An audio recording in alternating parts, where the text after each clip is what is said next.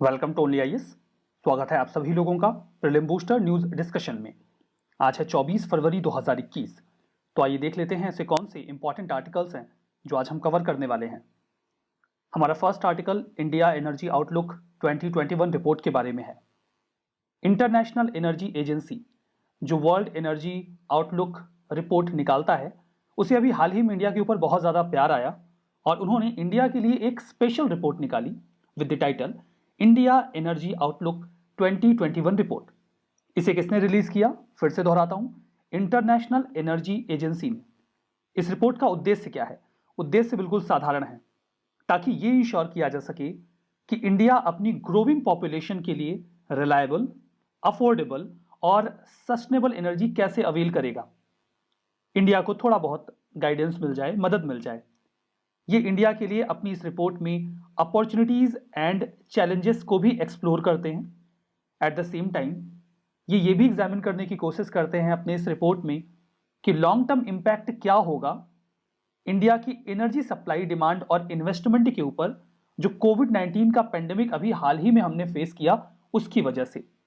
जो भी latest available energy data था उसके बेसिस पर इंटरनेशनल एनर्जी एजेंसी ने ये सारे इवैल्यूएशंस किए। इसमें कुछ और भी बातें निकल कर आई, जैसे कि ये कहा गया कि 2030 तक इंडिया दुनिया की third largest energy consuming country बन जाएगा। अभी इंडिया चौथे नंबर पर है, चाइना, यूएस और यूरोपियन यूनियन के बाद। यह भी बताया गया इस रिपोर्ट में कि इसकी वजह से इंडिया का जो फ्यूल इंपोर्ट है वो बढ़ेगा, क्योंकि इंडिया की जो डोमेस्टिक ऑयल और गैस प्रोडक्शन कैपेबिलिटीज हैं वो तो स्टैग्नेंट बनी हुई हैं, वो तो वैसी की वैसी हैं, लेकिन डिमांड ज्यादा बढ़ रही है। ऑयल डिमांड 2040 तक 74% बढ़ने की संभावना है, मतलब 8.7 मिलियन बैरल पर डे। इस रिपोर्ट में यह भी कहा गया एक पॉजिटिव बात कि रिन्यूएबल एनर्जी के फील्ड में जो इंडिया की ग्रोथ है वो चाइना के बाद सेकेंड लार्जेस्ट है। अच्छी बात है। इस रिपोर्ट को तो रिव्यू कर लिया हमने। अब हम बात करते हैं इंटरनेशनल एनर्जी एजेंसी के बारे में। इसे एक ऑटोनोमस इंटर गवर्नमेंटल ऑर्गेनाइजेशन के तौर पर 1974 में एस्टैब्लिश किया गया था फ्रांस के पेरिस में। ये 3 E's पर फोकस करते हैं। 3 E का मतलब क्या है? Economic development, energy security and environmental protection. India 2017 के मार्च में IEA का एसोसिएट मेंबर बना। इसका मतलब ये नहीं है कि इसके पहले हमारा IEA के साथ एंगेजमेंट था ही नहीं। हमारा एंगेजमेंट तो काफी पहले से है। अभी हाल ही में इंडिया ने IEA के साथ स्ट्रेटेजिक पार्टनरशिप एग्रीमेंट भी साइन किया है। अरे ये क्या? स्ट्रेटेजिक पार्टनरशिप एग्रीमेंट, ये तो हम कंट्रीज के साथ साइन करते हैं, फिर IEA के साथ कैसे साइन कर लिया? तो देखिए, इस बात को आपको ध्यान में रखना है कि इंडिया का स्ट्रेटेजिक पार्टनरशिप एग्रीमेंट IEA के साथ भी है। तो अगर ये कहीं मिल जाए तो शॉक्ड मत होइएगा। इसका उद्देश्य बिल्कुल सिंपल है, ग्लोबल कोऑपरेशन को स्ट्रेंथन किया जाए ताकि एनर्जी सिक्योरिटी, स्टेबिलिटी और सस्टेनेबिलिटी के फील्ड में काम किया जा सके। World energy outlook report IEA के द्वारा ही एनुअली रिलीज किया जाता है। हमारा नेक्स्ट आर्टिकल कोआला के बारे में है। कॉन्टेक्स्ट क्या है? न्यूज में था, यही कॉन्टेक्स्ट है और कोई कॉन्टेक्स्ट नहीं है। न्यूज में क्यों था जरूरी बात नहीं है। एक कोआला का एक पैर नहीं था, दाहिना वाला, तो किसी डॉक्टर ने एक आर्टिफिशियल पैर लगा दिया। तो इंडियन एक्सप्रेस और हिंदुस्तान टाइम्स वालों को बहुत मजा आ गया और उन्होंने इसे न्यूज़पेपर में छाप दिया। अब कहीं पेपर सेट करने वाले की निगाह उधर चली गई तो आपके लिए समस्या हो जाएगी। समस्या ना हो इसीलिए हम इसे डिस्कस कर लेते हैं। ये एक ऑस्ट्रेलियन एनिमल है, ऑस्ट्रेलिया में पाया जाता है। इसे कई बार कोआला बियर भी कहते हैं। बियर की तरह देखने में लगता है, बड़ा क्यूट सा होता है, आप इमेज में देख सकते हैं। ये मार्सुपियल्स होते हैं। मार्सुपियल्स ऐसे जीवों को कहा जाता है जो अपने बच्चों को रखने के लिए, जो उनकी मादा होती है उसके पास एक थैली होती है, जैसे कंगारूज में होती है, बिल्कुल वैसे ही ये मैमल्स अपने बच्चे को अपने पेट के एक पैकेट में, पाउच में रखते हैं। बच्चा 6 महीने तक उसी पाउच में ही रहता है, बहुत छोटा सा पैदा होता है। कोआला के पास बहुत ही मोटे फर होते हैं जो कि सीप यानी कि भेड़ के ऊन के जैसे होते हैं। इनके देखिए 2 अंगूठे होते हैं, 2 टोज होते हैं, आप यहां इमेज में देख सकते हैं। इसका ये करते क्या है? इससे ये अपने बाल झाड़ते हैं। इतने खूबसूरत बालों को झाड़ने के लिए एक नेचुरल कंघा भी चाहिए होगा, तो वो नेचर ने इनको पहले से ही दे रखा है। हैबिटेट की बात करें तो ये यूकेलिप्टस फॉरेस्ट में रहना पसंद करते हैं। यूकेलिप्टस के पेड़ों की जो पत्तियां होती हैं ये उसे खाते हैं और उसी पेड़ पर सो भी जाते हैं। ये लगभग दिन में 1 केजी पत्ते खा जाते हैं, अच्छे अच्छे चुनकर, और उसके बाद 18 घंटे सोते हैं दिन में। 18 घंटे सोते क्यों हैं ये? कोई भी 1.5 फीट का जानवर 1 केजी पत्ते चबा जाएगा तो वो तो 18 घंटे सोएगा ही, वाजिब सी बात है। IUCN की रेड लिस्ट में जो इनका स्टेटस है दैट इज वल्नरेबल। तो अब आइए थ्रेट्स की बात करते हैं। देखिए, कोई जानवर जल्दी इनका शिकार नहीं कर पाता क्योंकि ये जल्दी पेड़ पर से उतरते नहीं है, एक्सेप्ट जब इनके छोटे बच्चे होते हैं तो कई बार कोई बड़ा पक्षी या फिर सांप अटैक कर देता है। लेकिन एक जीव से ये कैसे बचेंगे, और वो है इंसान। इंसान को इनका फर चाहिए होता है तो वो इनको मार देता है, और नहीं तो हम इनका पेड़ ही काट देंगे यूकेलिप्टस का, कहाँ जाओगे। तो हैबिटेट लॉस की वजह से भी ये इनकी जान जाती है, समटाइम्स प्रेडेशन और रोड एक्सीडेंट्स में भी इनकी जान जाती है। हमारा next article black footed ferret के बारे में है। गिलहरी जैसे दिखने वाला ये जीव 1980 तक एक्सटिंक्ट माना जाता था, लेकिन उसके बाद इनके कुछ इंडिविजुअल्स जानकारी में आए। 1991 से लेकर 2009 तक यूएसए में कंजर्वेशन प्रोग्राम चलाया गया और फिर धीमे धीमे इनकी संख्या बढ़ने लगी। 30 साल पहले के एक डाइड फेरेट का फ्रोजन सेल साइंटिस्ट ने रखा हुआ था। अभी उसी की मदद से सक्सेसफुली इसका एक क्लोन तैयार किया गया। ऐसा पहली बार हुआ है कि किसी इंडेंजर्ड स्पीसीज का क्लोन यूएसए में तैयार किया गया हो। ये जो फीमेल फेरेट तैयार किया गया है in the form of clone, इसे नाम दिया गया है एलिजाबेथ एन। इसका साइंटिफिक नाम होता है मोस्टेला निग्राइप्स। इसे ब्लैक आइड फेरेट के नाम से भी पुकारा जाता है क्योंकि इनके आंख के किनारे काले रंग के पैचेस देखने को मिलते हैं। ये एनिमल लंबा और स्लेंडर बॉडी वाला होता है, जिसकी वजह से ये होल्स में से आसानी से आ जा सकता है। ये अकेले रहना पसंद करता है। मई और जून के समय में जो फीमेल्स होती हैं वो बच्चों को जन्म देती हैं। एक बार में लगभग 6 बच्चे ये पैदा कर लेती हैं और अकेले ही उन्हें बड़ा करती हैं। ये प्रेरीज के, जो कि घास का मैदान है नॉर्थ अमेरिका का, वहाँ के छोटे और मिडिल साइज ग्रास वाले एरियाज में रहना पसंद करते हैं। ऑफनली जो प्रेरीज डॉग होते हैं, ये प्रेरीज डॉग हैं, ये जब अपनी डिग किए हुए होल्स को छोड़ देते हैं तो फिर ये उसमें रहने लग जाते हैं। जो ब्लैक फुटेड फेरेट्स हैं वो उसमें रहने लग जाते हैं। इनका IUCN red list status endangered है। थ्रेट्स, प्रेरीज डॉग खत्म हो रहे हैं, तो इनका जो हैबिटेट है वो खत्म हो रहा है, इस वजह से भी इनकी संख्या कम हो रही है। बाकी हैबिटेट लॉस भी हो रहा है, कई बार नॉन नेटिव डिसीज आ जाती है जिसका ये सामना नहीं कर पाते। हमारा next article go electric campaign के बारे में है। अभी हाल ही में union minister for road transport and highways ने इस कैंपेन को लॉन्च किया। कैंपेन है मतलब लोगों को अवेयर किया जाएगा कि वो इलेक्ट्रिक व्हीकल्स का इस्तेमाल करें या इलेक्ट्रिक मोड ऑफ कुकिंग का इस्तेमाल करें। ब्यूरो ऑफ एनर्जी इफिशियंसी इसे प्रमोट कर रहा है और इसके बारे में अवेयरनेस फैला रहा है। ऑब्जेक्टिव सिंपल है, जो इलेक्ट्रिक व्हीकल मैन्युफैक्चरर्स हैं उनके कॉन्फिडेंस को बूस्ट किया जाए, लोगों को अवेयर किया जाए कि वो ई मोबिलिटी और ईवी चार्जिंग इंफ्रास्ट्रक्चर जो इंडिया में डेवलप किया जा रहा है उसका फायदा उठाएं। लास्टली, जो गो इलेक्ट्रिक कैंपेन है वो इंडिया की इंपोर्ट डिपेंडेंसी को भी कम करेगा आने वाले सालों में, क्योंकि हम जो क्रूड ऑयल है उसका बहुत ज़्यादा इंपोर्ट करते हैं।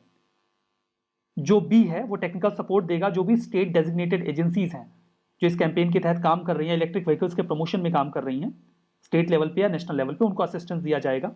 अगर हम बात बी की करें, ये एक स्टैच्यूटरी बॉडी है, 2002 में स्टैब्लिश की गई थी एनर्जी कंजर्वेशन एक्ट ऑफ 2001 के तहत। नोडल मिनिस्ट्री कौन है? Ministry of power. Objective policies and studies को असिस्ट करना उनके डेवलपमेंट में। हमारा नेक्स्ट आर्टिकल VLSR SAM के बारे में है। DRDO ने अभी हाल ही में सक्सेसफुल लॉन्च किया है VLSR SAM का, जिसका फुल फॉर्म है vertical launch short range surface to air missile, जमीन से हवा में मारने वाली मिसाइल। इसे इंडिजिनियसली डेवलप किया गया है DRDO के द्वारा और इसे नेवी के लिए डेवलप किया गया है। उद्देश्य ये है कि हवा में जो भी टारगेट्स, कोई भी थ्रेट अगर खतरा आ रहा है तो उसे न्यूट्रलाइज कर सके। ये किसी भी प्रकार के क्लोज रेंज के टारगेट्स को न्यूट्रलाइज कर सकता है, उन्हें भी जिनके पास सी स्किमिंग कैपेबिलिटी हो। सी स्किमिंग कैपेबिलिटी का मतलब क्या होता है? सी स्किमिंग एक ऐसी टेक्निक होती है जिसमें भी कोई भी जो थ्रेट वाला ऑब्जेक्ट होता है, लाइक कोई फाइटर जेट, कोई ड्रोन, वो उतना नीचे उड़ता है जितना नीचे वो उड़ सकता है। समटाइम्स सी लेवल से 50 मीटर की ऊंचाई पर ये उड़ते हैं। इसका इन्हें फायदा ये मिलता है कि ये रडार या फिर जो इंफ्रारेड डिटेक्शन टेक्निक्स हैं उससे बच जाते हैं और इन्हें निशाना नहीं बनाया जा पाता, और ये जिस ऑब्जेक्टिव से किसी भी टेरिटरी में एंटर कर रहे हैं उसे पूरा कर लेते हैं। लेकिन अगर अब कोई फॉरेन ऑब्जेक्ट ऐसा करने का प्रयास करता है तो उनका स्वागत करने के लिए हमारे पास VLSR SAM है।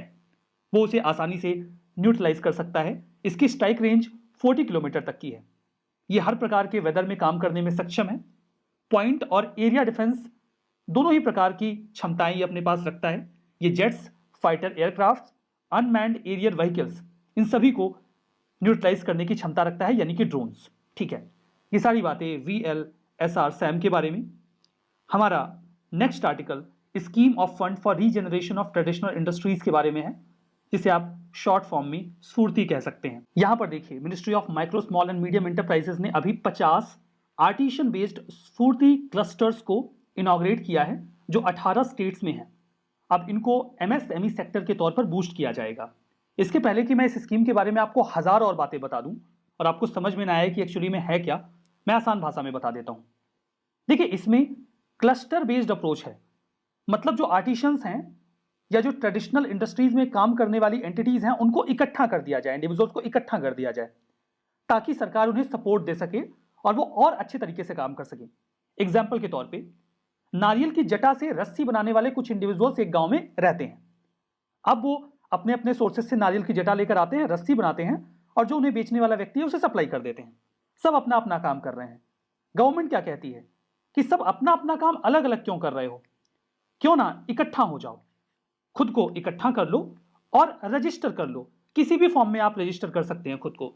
सोसाइटी के तौर पर रजिस्टर कर लीजिए, सोसाइटीज रजिस्ट्रेशन एक्ट ऑफ 1860 में। कोऑपरेटिव सोसाइटी की तरफ के तौर पे खुद को रजिस्टर कर लीजिए। प्रोड्यूसर कंपनी के तौर पे खुद को रजिस्टर कर लीजिए, सेक्शन 465 क्लॉज 1 जो कंपनीज एक्ट ऑफ 2013 है उसका इस्तेमाल करके, या खुद को जो कंपनीज एक्ट 2013 का सेक्शन 8 है उसके तहत कंपनी के रूप में रजिस्टर कर लीजिए, एक ट्रस्ट बन जाइए, कुछ भी कर लीजिए, लेकिन ऐसे अलग अलग काम मत करिए, इकट्ठा हो जाइए। आप इकट्ठा हो जाइए, खुद को रजिस्टर कर लीजिए, हम आपको कुछ फंडिंग कर देंगे, कुछ पैसे दे देंगे। आप हाथों से रस्सी बनाते हैं, एक मशीन लेकर आइए, इकट्ठा होकर अपने जो भी सोर्सेस हैं वहां से नारियल की जटा इकट्ठा करिए और मिलकर रस्सी बनाइए और उसे बेच दीजिए। आपके पास काम ज्यादा हो तो उन लोगों को भी एम्प्लॉयमेंट दे दीजिए जो अभी तक इस एक्टिविटी में इन्वॉल्व नहीं थे। अब इससे क्लस्टर के फॉर्म में जो ट्रेडिशनल इंडस्ट्रीज हैं वो काम करना शुरू कर देंगी, और फिर कई बार इन इंडस्ट्रीज का भी क्लस्टर डेवलप किया जाएगा और इन क्लस्टर्स को डेडिकेटेड वे में इंफ्रा दिया जाएगा, फंडिंग दी जाएगी। ये पूरा मैकेनिज्म है ministry of micro small and medium enterprises ने 2005 में इसे लॉन्च किया था। नोडल एजेंसीज दो हैं, khadi and village industries commission khadi और विलेज इंडस्ट्री क्लस्टर के लिए काम करती है, कोयर बोर्ड कोयर बेस्ड क्लस्टर्स के लिए काम करती है। ऑब्जेक्टिव बिल्कुल सिंपल है, जो ट्रेडिशनल इंडस्ट्रीज हैं या फिर आर्टिशंस हैं उन्हें क्लस्टर में इनकॉर्पोरेट करना है ताकि वो कॉम्पिटिटिव बन सके और उनकी इनकम इंक्रीज हो सके। ये गवर्नमेंट की जो स्ट्रेटजी है कि विलेजेस को हम इकोनॉमिक पॉलिसीज के सेंटर में रखेंगे, उसी के तहत किया जा रहा है। 371 आर्टिशन बेस्ड क्लस्टर्स अभी तक फंड किए जा चुके हैं मिनिस्ट्री ऑफ MSME के द्वारा। ऑब्जेक्टिव तो यह है कि हर जिले में कम से कम एक क्लस्टर को हम सपोर्ट करेंगे। यहां पर देखिए, दो तरीके के क्लस्टर्स बनाने की बात की गई है। रेगुलर क्लस्टर जिसमें कम से कम 500 आर्टिशंस हों, उन्हें गवर्नमेंट 2.5 करोड़ तक का असिस्टेंस देगी। मेजर क्लस्टर्स जिसमें 500 से ज्यादा आर्टिशंस होंगे, उन्हें 5 करोड़ तक का असिस्टेंस दिया जाएगा। वो खुद को इन सभी फॉर्म्स में रजिस्टर कर सकते हैं जिस पर अभी हमारी बात हुई। इस स्कीम के तहत मिनिस्ट्री उन्हें इंफ्रा प्रोवाइड करवाएगी, कॉमन फैसिलिटी सेंटर्स बनाएगी जो उनको हेल्प करेंगे, मशीनरी खरीदने में, डिजाइन इंटरवेंशन में उनकी मदद करेगी, उन्हें स्ट्रेंथन करेगी कि उनका क्लस्टर गवर्नेंस सिस्टम कैसा हो, वो खुद को गवर्न कैसे करें ताकि वो अच्छी तरीके से प्रोडक्शन कर सकें और फायदा कमा सकें। ये सारी बातें स्फूर्ति स्कीम के बारे में। हमारा next article non alcoholic fatty liver disease के बारे में है। Ministry of health and family welfare ने अभी हाल ही में NAFLD non alcoholic fatty liver disease को NPC-DCS के तहत इनकॉर्पोरेट कर लिया। NPC-DCS एक प्रोग्राम है, इसका फुल फॉर्म है national program for prevention and control of cancer, diabetes, cardiovascular disease and stroke. तो अभी NAFLD को भी इसका हिस्सा बना दिया गया कि हम इसको भी रोकने की कोशिश करेंगे इस प्रोग्राम के तहत। अब ये है क्या NAFLD? ये एक बहुत ही इंपॉर्टेंट इमर्जिंग डिसीज है जो लिवर को अफेक्ट करती है। अब देखिए, इसी का एक वेरिएंट है एल्कोहलिक फैटी लिवर डिसीज। ये उन लोगों में होती है जो अल्कोहल का कंजम्पशन करते हैं। एक डॉक्टर साहब बता रहे थे कि non alcoholic fatty liver disease और एल्कोहलिक फैटी लिवर डिसीज को कैसे डायग्नोज करते हैं। इसमें डायग्नोज क्या करना है, पूछ लो सामने वाले बंदे से, दारू पीते हो कि नहीं पीते हो। अगर दारू पीता है तो एल्कोहलिक फैटी लिवर डिसीज होगी, नहीं पीता है तो non alcoholic fatty liver disease होगी। अब आप कहेंगे झूठ बोल देगा तो मरे, डायग्नोज नहीं हो पाएगा। खैर, मेडिसिन में तो डायग्नोज करने के बाद ही जो भी ट्रीटमेंट है वो किया जाता है। देखिए, इसमें कंडीशन ये होती है कि जो लिवर होता है वो काफी ज्यादा एक्यूमुलेट कर लेता है फैट को, जो कि या तो अल्कोहल की वजह से हो सकता है या फिर फैट के बहुत ज्यादा इकट्ठा होने की वजह से हो सकता है। अगर ये और ज्यादा सीवियर हो जाए, इसी का एडवांस वर्जन होता है नॉन अल्कोहलिक स्टीएटोहेपेटाइटिस, जिसमें लिवर में इन्फ्लेमेशन स्टार्ट हो जाता है, बहुत ज्यादा पेन होता है, थकान महसूस होती है, लिवर का साइज बढ़ जाता है, लिवर का कलर भी चेंज होने लगता है, गले और हाथों के पास स्किन का कलर भी चेंज होने लगता है। ये एक प्रकार का मेटाबॉलिक सिंड्रोम है जो कि पाचन क्रिया के खराब होने की वजह से कई बार होता है। डायबिटिक पेशेंट्स को इसका खतरा ज्यादा रहता है। इसमें जो लिपिड्स होते हैं, लिपिड्स में देखिए फैट, ऑयल, वैक्सेस और कुछ विटामिन भी आते हैं, बट यहां पर ब्लड में लिपिड्स के बढ़ने की वजह से या ओबेसिटी की, मोटापे की वजह से, जैसे कि कोलेस्ट्रॉल या फिर ट्राइग्लिसराइड्स। कोलेस्ट्रॉल एक फैट लाइक सब्सटेंस होता है और ट्राइग्लिसराइड्स जो होते हैं वो most common type of fat है जो हमारी बॉडी में पाए जाते हैं। इनके बढ़ने की वजह से ये बीमारी हो जाती है, या जिसको हाई बीपी होता है उसको भी ये समस्या होती है। डायग्नोसिस कैसे करते हैं? ब्लड की टेस्टिंग कर लेते हैं, रेडियो इन्वेस्टिगेशन कर लेते हैं, रेडियोलॉजिकल इन्वेस्टिगेशन कर लेते हैं, अल्ट्रासाउंड या सीटी स्कैन कर लेते हैं। ट्रीटमेंट के लिए वेट रिड्यूस कर लो, डायबिटीज को कंट्रोल करो, कोलेस्ट्रॉल लेवल को ट्रीट किया जाए, या फिर लिवर में इन्फ्लेमेशन के लिए दवाएं दे दी जाए। ये सारे तरीके हैं इसे कंट्रोल करने के। हमारा next article line of credit के बारे में है। अभी इसके पहले हमने चर्चा की थी comprehensive economic cooperation partnership agreement CECPA के बारे में। यह एग्रीमेंट इंडिया और मॉरिशस के बीच में साइन हुआ है। अभी देखिए, गवर्नमेंट ऑफ इंडिया ने $100 मिलियन US तक का लाइन ऑफ क्रेडिट मॉरिशस को इस एग्रीमेंट के तहत दे दिया है। अब लाइन ऑफ क्रेडिट होता क्या है? लाइन ऑफ क्रेडिट सबसे पहले तो कोई लोन नहीं है, ये लोन से डिफरेंट होता है। एग्जाम्पल के तौर पे समझिए, सपोज करिए आपके किसी दोस्त का सिलेक्शन हो गया UPSC में। आपके दोस्त ने कहा देखो भाई, बड़ी लिमिटेड सैलरी है मेरी, मैं बहुत ज्यादा मदद तो नहीं कर सकता, लेकिन हाँ मेरा सिलेक्शन हो गया है, आप अभी तैयारी कर रहे हो, तो मैं 50,000 रुपए तक का लाइन ऑफ क्रेडिट आपको देता हूं। इसका मतलब यह है कि आप अपने उस दोस्त से 50,000 रुपए तक का अमाउंट कभी भी मांग सकते हो। जरूरी नहीं कि आप एक बार में मांगो। लाइक आपने एक बार अपने दोस्त से 10,000 रुपए मांग लिए, अभी आप 40,000 और मांग सकते हो। आपको जरूरत पड़ी, आपने 20,000 और मांग लिए, अभी आप 20,000 और मांग सकते हो, बट आपने मांगे नहीं, आपने 20,000 वो रिटर्न कर दिए, अब आप 40,000 मांग सकते हो। मतलब ये 50,000 की लिमिट हमेशा के लिए बनी हुई है, जब तक कि आप इस लिमिट को क्रॉस नहीं करते। इसे ही कहा जाता है लाइन ऑफ क्रेडिट। ये इंडिया ने मॉरिशस को दिया है। क्यों? अगर वो इंडियन डिफेंस इक्विपमेंट को खरीदना चाहते हैं तो ये एक प्रकार की क्रेडिट फैसिलिटी होती है जो कोई कंट्री या कोई बैंक किसी इंडिविजुअल या बिजनेस को या गवर्नमेंट को दे देता है। बोरोवर इसके फॉर्म में इस अमाउंट तक कभी भी बोरो कर सकते हैं। देखिए, कोई ग्रांट नहीं है, रादर ये एक सॉफ्ट लोन है। सॉफ्ट लोन का मतलब क्या है? इंडिया ने मॉरिशस से कहा कि हम आपको $100 मिलियन का लाइन ऑफ क्रेडिट दे रहे हैं। मॉरिशस ने कहा हमको चाहिए नहीं $100 मिलियन, हमको $10 मिलियन चाहिए। इंडिया ने कहा कोई बात नहीं है, $10 मिलियन अभी ले लो, 90 का इसके बाद जब चाहिए वो ले लेना।